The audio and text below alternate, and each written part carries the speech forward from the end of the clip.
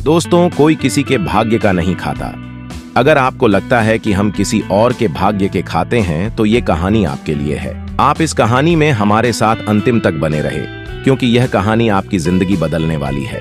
तो चलिए बिना टाइम वेस्ट किए कहानी को शुरू करते हैं। एक जंगल में एक विशाल बरगद का पेड़ था, जहां एक बांझ पक्षी रहता था। उस बरगद से थोड़ी ही दूर पर एक बिल था। उस बिल में एक सर्प रहता था। फिर एक दिन जैसे ही सर्प बिल से बाहर निकलने लगा तो उस सर्प को वह बांझ पक्षी देख रहा था। जब सर्प बिल से बाहर निकलने लगा तो उसी समय बाज सर्प पर झपटा, परंतु सर्प अपने बिल से अधिक बाहर नहीं निकला था, इसलिए वह वापस बिल में चला गया। फिर थोड़ी देर बाद सर्प ने अपना मुंह बिल से बाहर निकाला और देखने लगा कि बाज पक्षी यहीं पर हैं या कहीं पर चला गया। फिर वह बाज पक्षी दोबारा उस सर्प पर झपटा, परंतु वह फिर से वापस अपने बिल के अंदर छुप गया। जैसे ही सर्प अपने बिल से बाहर निकलने का प्रयास करता तो बाज उस पर हमला करता और उसे उठाकर ले जाने की कोशिश करता। बाज मन में सोच रहा था कि जब भी तू बाहर निकलेगा तो मैं तुझे अपना भोजन बना लूंगा। सर्प उस बांस के डर से बिल में छुपा रहता है। जब सर्प को उस बिल में रहते हुए काफी समय हो जाता है तो सर्प मन में विचार करने लगता है कि यदि राजा अशोक कहीं से आ जाए तो वह दूसरों के कष्टों का हरण करते हैं और राजा अशोक ही ऐसे हैं जो मुझे इस बात से बचा सकते हैं।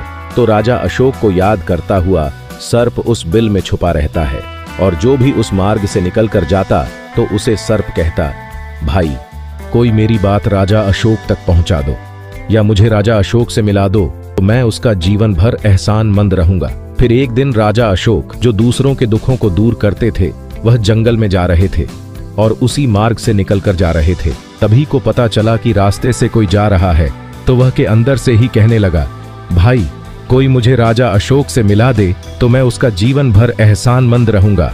यह बात जब राजा अशोक ने सुनी तो राजा अशोक कहने लगा, क्यों भाई, आपको राजा अशोक से क्या काम है? तो शर्त कहने लगा, देखो भाई, राजा अशोक दूसरों के दुखों का हरण करते हैं और मैं बहुत दिनों से इसी बिल में पड़ा हुआ हूँ। मैं बहुत दुखी हूँ। यदि मैं इस बिल से बाहर निकलता हूँ तो इस वृक्ष पर एक बाज पक्षी का निवास है।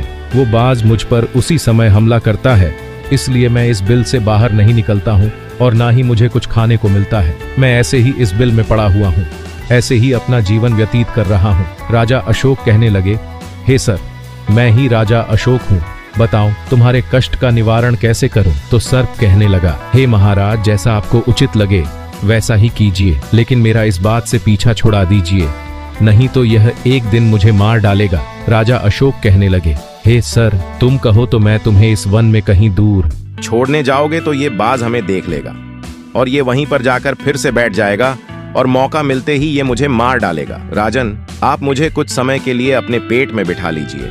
आपके पेट में बैठने के लिए मुझे स्थान दे दीजिए। जब इस बाज को पता नहीं चलेगा कि सर्प कहाँ गया, मैं आपके साथ इस वन से बहुत दूर चला जाऊंगा और अब जाने के बाद मैं आपके पेट से बाहर आ जाऊंगा। राजा अशोक कहने लगे, ठीक है सर, आज आप मेरे पेट में प्रवेश कर जाइए। राजा अशोक अपना मुंह खोल देते हैं और वह सर राजा अशोक के पेट में प्रवेश कर जाता है। जब राजा अशोक वन में आगे गए और आगे काफी दूर पहुंचने के बाद उस सबसे कहने लगे, हे नागराज, आप मेरे पेट से बाहर आ जाइए। अब यह सुनसान वन है, इसमें कोई बाज आपको परेशान नहीं करेगा। यह बात सुनकर नागराज कहने लगा, नहीं महाराज, अब मैं आपके पेट से बाहर आना नहीं चाहता। राजा अशोक ने कहा, क्यों भाई, आपने तो मुझसे यह वादा किया था कि आप मुझे आगे सुनसान वन में छोड़ देंगे। अब क्या हुआ? सुनसान वन आ गया, अब आप बाहर निकलिए। सर्प कहने लगा, देखो महाराज, जैसा रहने का आनंद आपके पेट में है वैसा उस बिल में नहीं मिलता। अब मैं तुम्हारे पेट से कभी बाहर नहीं निकलूंगा। राजा अशोक मन में सोचने लगे कि ये तो बड़ा ही दुष्ट सर्प है, अब मैं क्या करूं? और उसके जहर के प्रभाव से राजा अशोक का पूरे शरीर से कोढ़ फूटने लगा। महाराज अशोक ने मन में सोचा कि अब यदि मैं राजधानी को वापस जाऊंगा तो ये अभी संभव नहीं है, क्योंकि मैं इस वक्त कौड़ी हो गया हूं और मुझे इसी वन में रहकर इस नागराज से छुटकारा पाना है। ये सोचकर महाराजा अशोक एक पेड़ के नीचे झोपड़ी बनाकर सो जाते हैं। उनके शरीर से कोढ़ टपकने लगा और बदबू आने लगी, जो कि सर्प का जहर था। सर्प कुंडली मारकर राजा अशोक के पेट में बैठा हुआ था। राजा अशोक उस वन में पड़ी हुई एक कौड़ी की हालत में हैं। उन्हीं के समय एक प्रसिद्ध श्रावस्ती नगरी के महाराजा थे प्रताप सिंह। महाराजा प्रताप सिंह के 3 पुत्रियां थीं और राजा प्रताप सिंह बड़ा अहंकारी और बड़ा ही अभिमानी राजा था। फिर एक दिन उसने अपनी तीनों बेटियों से पूछा कि बताओ तुम किसके भाग्य का खातिर हो। फिर उनमें से 2 बेटियां थीं। बेटियां तो राजा के डर से कहती हैं कि पिताजी हम तो आपके भाग्य का ही खाते हैं, परंतु उनमें से राजा की एक अवंतिका नामक बेटी थी। वह अवंतिका अपने पिता प्रताप सिंह से कहती हैं, नहीं पिताजी, मैं किसी के भाग्य का नहीं खाती हूँ, मैं तो केवल अपने ही भाग्य का खाती हूँ। उस बेटी की बात सुनकर राजा को बहुत क्रोध आया और राजा ने उसी समय नाई और ब्राह्मण को बुलाया और नाई और ब्राह्मण से कहने लगा कि इन दोनों बेटियों का रिश्ता तो आप किसी राजा के यहाँ करके आइए, और जो यह बड़ी वाली बेटी है इसका रिश्ता किसी कोढ़ी या जिसके हाथ पैर नहीं हो उसके साथ करके आइए। फिर राजा का आदेश मिलते ही नाई और ब्राह्मण उन तीनों बहनों का रिश्ता करने के लिए चल देते हैं। उन्होंने राजा की दोनों छोटी बेटियों का रिश्ता तो राजवंशों में कर दिया, परंतु तीसरी बेटी के लिए वर ढूंढते ढूंढते हुए उसी वंश से निकलकर जा रहे थे। जिस वन में राजा अशोक अपनी झोपड़ी में कौड़ी के रूप में पड़े हुए थे, उनके शरीर से कोढ़ बह रहा था, तो राजा अशोक को देखकर नाई और ब्राह्मण आपस में कहने लगे, इससे अच्छा तो कोई व्यक्ति हमें नहीं मिलेगा, इसीलिए इसके साथ ही राजा की लड़की का संबंध करके चलते हैं। फिर राजा अशोक के साथ नाई और ब्राह्मण ने राजा प्रताप सिंह की लड़की अवंतिका का विवाद तय कर दिया और राजा ने भी बहुत जल्दी ही अवंतिका को उस वन में ले जाकर वहीं उस कौड़ी राजा अशोक के साथ उसका विवाह संपन्न कर दिया। राजा अशोक जैसे महापराक्रमी राजा समय की चपेट में आ गए और एक कौड़ी का जीवन गुजार कर रह गए। वह लड़की बड़ी ही पतिव्रता थी। वह अपने पति राजा अशोक की सेवा करती थी और वह दोनों छोटी बहनें जो थीं, वह बड़े बड़े राजाओं के घर में गई तो वह तो आराम की जिंदगी जी रही थी, लेकिन अवंतिका राजा अशोक के साथ दुखी जीवन काट रही थी। जब उस झोपड़ी में रहते रहते अवंतिका को राजा अशोक के साथ बहुत दिन बीत गए, तो उस झोपड़ी के पास एक पीपल का वृक्ष था और उस वृक्ष के नीचे एक दूसरा सर्प का बिल था। एक दिन अशोक सो रहे थे और रात्रि का समय था। अवंतिका महाराजा अशोक की सेवा कर रही थी। उसी समय उस बिल से एक सर्प बाहर निकलता है और बाहर निकलकर जो राजा अशोक के पेट में सर्प था, उस सर्प से कहने लगता है, अरे दुष्ट, अपने वचन से मुकर गया तूने। तुम्हारा राजा अशोक से कहा था कि मैं दूर वन में जाकर तुम्हारी पेट से बाहर निकल जाऊंगा, और अब तू ऐसे परोपकारी राजा की पेट में जाकर बैठ गया है। तुम्हारे जहर के कारण राजा के पूरे शरीर से कोढ़ निकल आया। तुझे शर्म नहीं आई कि तूने कितना गलत काम किया है? इतने समय में राजा अशोक न जाने कितने ही जीवों का दुख दूर कर चुके हैं। वह आगे कहता है, यदि कोई सुन रहा हो तो मैं तेरे मरने का उपाय बताता हूँ। यदि कोई गंगा जल लाकर इस राजा को पीला दे तो उसी समय तेरे 100 टुकड़े हो जाएंगे और मल के रास्ते से बाहर निकल जाएगा। अब राजा के पेट के अंदर बैठा हुआ जो सर्प था, वह दूसरे सर्प से कहने लगा, तेरे जैसा भी मैंने कभी नहीं देखा। धन के खजाने पर कुंडली मारकर बैठा है। यदि यह धन मानव समुदाय के कल्याण के लिए लगाया जाता तो इससे न जाने कितने मानवों का भला होता। मैं भी तेरे मरने का उपाय बताता हूँ। यदि कोई सुन रहा हो तो कोई पीपा तेल गर्म करके तेरे बिल में डाल दे तो उसी समय तू नष्ट हो जाएगा, और इस बिल वाले स्थान की खुदाई करेगा तो यहाँ पर अपार धन संपत्ति निकलेगी। इस बात को अवंतिका बड़े ध्यान से सुन रही थी।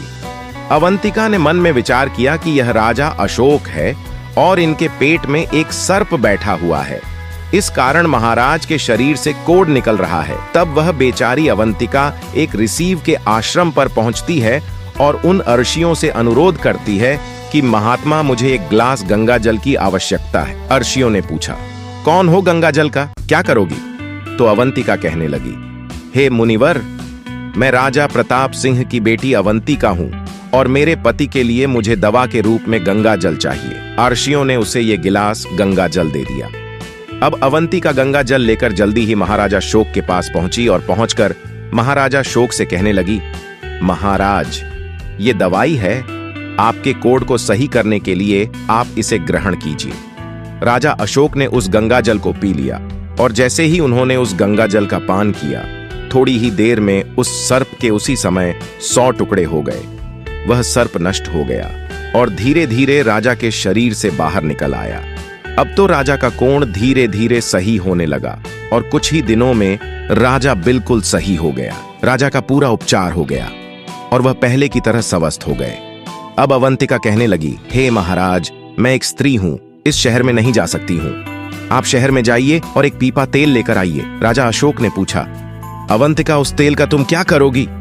अवंतिका ने कहा, महाराज, आप पहले तेल का पीपा लेकर आइए, फिर मैं आपको बताऊंगा। फिर अवंतिका की बात सुनकर राजा अशोक बाजार में गए और वहां से एक पीपा तेल लेकर आए। फिर अवंतिका ने वहां आग जलाई और उस आग पर उस तेल को गर्म किया और गर्म करके उस सरप के बिल में डाल दिया।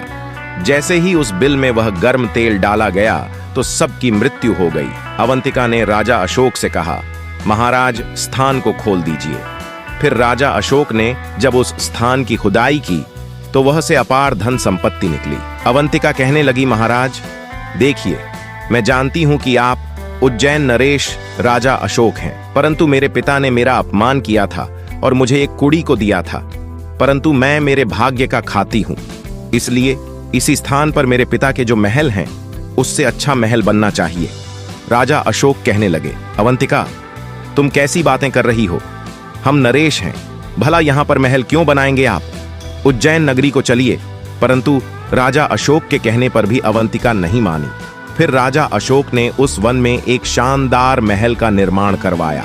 राजा प्रताप सिंह पर एक दूसरा राजा आक्रमण कर देता है और उस आक्रमण में प्रताप सिंह पराजित हो जाता है और राजा अपने प्राण बचाने के लिए उसी वन में पहुंच जाता है जब वन में राजा भूखा प्यासा भटक रहा था।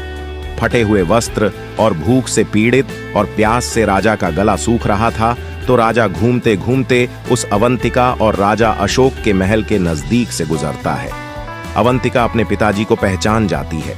अवंतिका ने अपने एक सेवक को भेजा और सेवक भेजकर महाराज प्रताप सिंह, जो कि एक फटे हुए हाल में थे और जिनके पास वस्त्र नहीं थे, उन्हें बुलाया।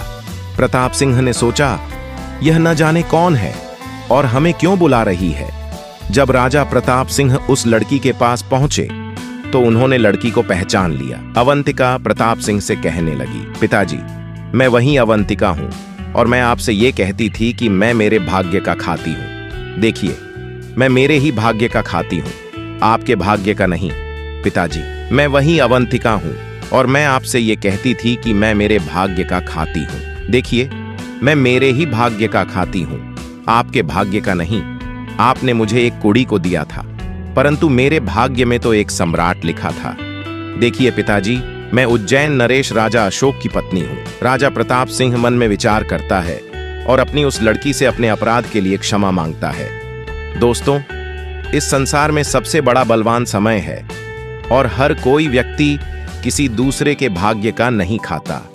हर कोई यह सोचता है कि यह मेरे भाग्य का खा रहा है, परंतु नहीं, कोई किसी के भाग्य का नहीं खाता।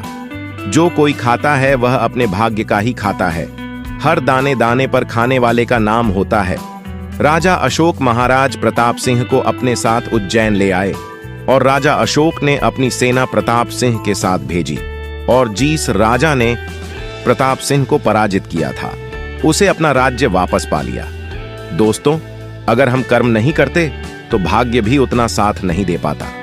एक प्रसिद्ध कहावत है कि भाग्य के भरोसे रहने वालों को उतना ही मिलता है जितना कोशिश करने वाले छोड़ देते हैं। इसका मतलब है कि यदि हम मेहनत नहीं करेंगे तो हमारे भाग्य में भी सफलता नहीं होगी। हमेशा याद रखें कि भाग्य हमारी मेहनत का परिणाम है। बिना प्रयास के कुछ भी हासिल नहीं होता, मेहनत करनी ही पड़ती है। एक और कहावत यह है कि भाग्य से ज्यादा और समय से पहले किसी को कुछ नहीं मिलता। इसका मतलब यह है कि सही समय पर सही कार्य करना ही सफलता की कुंजी है। सही समय पर सही कदम उठाने से हम अपने भाग्य को खुद लिख सकते हैं। इसलिए हमें यह समझना होगा कि भाग्य की भूमिका महत्वपूर्ण है, लेकिन उससे भी ज्यादा जरूरी है हमारे कर्म, हमारी मेहनत और प्रयास हमें जीवन में ऊंचाइयों तक पहुंचा सकते हैं। आज से ही अपने लक्ष्यों की ओर कदम बढ़ाएं, क्योंकि आपकी मेहनत ही आपके भविष्य का निर्माण करती है। दोस्तों, अगर आपको यह कहानी पसंद आई हो तो हमें कमेंट करके जरूर बताएं। धन्यवाद।